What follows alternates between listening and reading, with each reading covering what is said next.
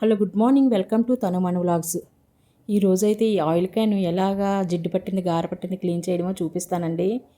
మొన్న నేను మా ఆడపడుచు వాళ్ళ హాస్టల్కి వెళ్ళాను కదండి, అక్కడ తెలుసుకున్నాను ఈ టిప్ అయితే. ఇది మాది సొంతంగా పండిన సన్ఫ్లవర్ ఆయిల్ వేయడం వల్ల ఇంత బాగా గార పట్టేసింది. సన్ఫ్లవర్ ఆయిల్ యూజ్ చేసే వాళ్ళకల్లా తెలుస్తుంది.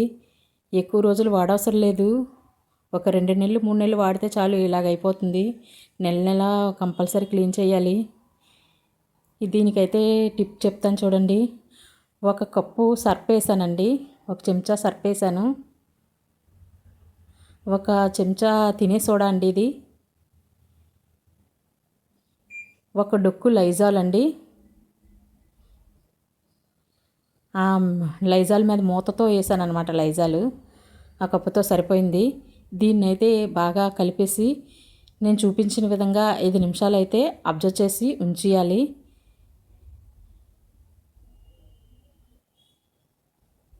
దీంతో 1 5 నిమిషాలు ఇలా చూపించి పట్టించేయాలి మొత్తం డబ్బాకి పట్టించేసి ఓ దగ్గర పెట్టామంటే తర్వాత క్లీన్ చేస్తే 5 నిమిషాల్లో క్లీన్ అయిపోయిందండి.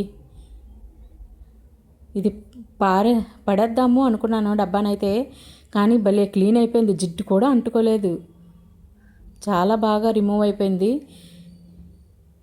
మీరు కూడా కంపల్సరీగా ఈ టిప్నైతే ఫాలో అయ్యి శుభ్రం చేసుకోండి ఆయిల్ టిన్ని ఈజీగా. ఇది ఒక కొండలా కనిపించేది పని నాకు, కానీ ఇంత సులువుగా అయిపోతుంది అనుకోలేదు. జస్ట్ 2-3 నిమిషాల్లో తోమేశానండి. మూత తోమడమే కొద్దిగా కష్టమైంది. మూత ఇది రకరకాలుగా ఉంది కదండి, గరుగ్గా సాపుగా లేదు కదా. దీన్ని బ్రష్ పెట్టి అయితే ఆ పౌడర్ ముంచి దీన్ని క్లీన్ చేశానండి. దీనికి అబ్జర్వ్ చేయించడం ముందు మర్చిపోయాను. తర్వాత డైరెక్ట్గా తోమేశాను అనమాట మూతని. మూత కూడా 2 నిమిషాల్లో బాగా క్లీన్ అయిపోయింది. అక్కడ ఆయిల్ క్యాన్లు చూసి నీట్గా ఉండగలి అడిగితే ఈ టిప్ చెప్పారండి హాస్టల్ వాళ్ళు. పనిచేసే ఆవిడ చెప్పిందనమాట. ఈ టిప్ చాలా బాగుంది అయితే అని అనుకున్నాను. ప్లీజ్ లైక్ చేయండి, షేర్ చేయండి, సబ్స్క్రైబ్ అయితే మాత్రం చేయడం మర్చిపోవద్దండి.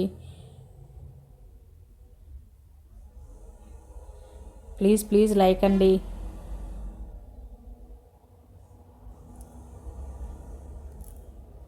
నా వీడియోలు చూస్తూ నన్ను ప్రోత్సహించిన వాళ్ళందరికీ ధన్యవాదాలండి.